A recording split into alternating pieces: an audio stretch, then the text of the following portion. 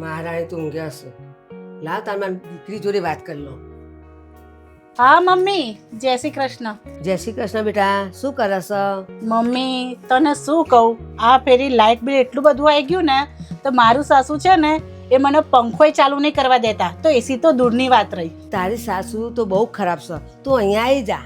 અરે ના મમ્મી, થોડો મારોય વાંક છે.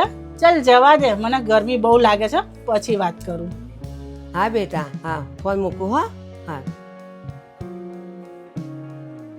મારી દીકરી છે તે તો ગરમીમાં મળી જાય છે, અને મહારાણી છે તે જઈને એસીમાં ઊંઘ્યા છે. અમીને બતાવું છું અમે.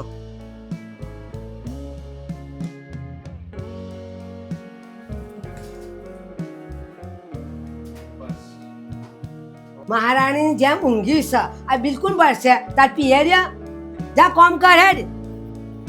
મમ્મી પાણી કેમ નાખ્યું? હું ઘરના બધા કામ પતાઈને જ ઊંઘી હતી. તું ગમે તે કર, મારી દીકરી તો ગરમીમાં પડી રહી છે, અને તું છે તે રૂપાળી એસીમાં હોઈ રહી છે.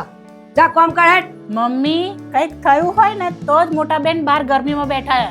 હું હાલ જ ફોન કરું. હા ભાભી, જય શ્રી કૃષ્ણ. હા જય શ્રી કૃષ્ણ બેન, શું કરો છો?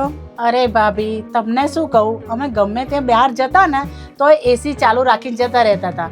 એના હિસાબે છે ને અમારે લાઇટ બિલ બહુ વધારે આવ્યું. તો મારા સાસુ છે ને ગુસ્સે થયા, તો એ અમને છે ને એસી ચાલુ કરવા જ નહીં દેતા. તો બસ હું બહાર બેઠી છું, ભૂલ કરી છે તો ભોગવવી જ પડશે ને. સારું મોટા બેન, હું ફોન મૂકું છું. સારું ભાભી, મૂકું ફોન.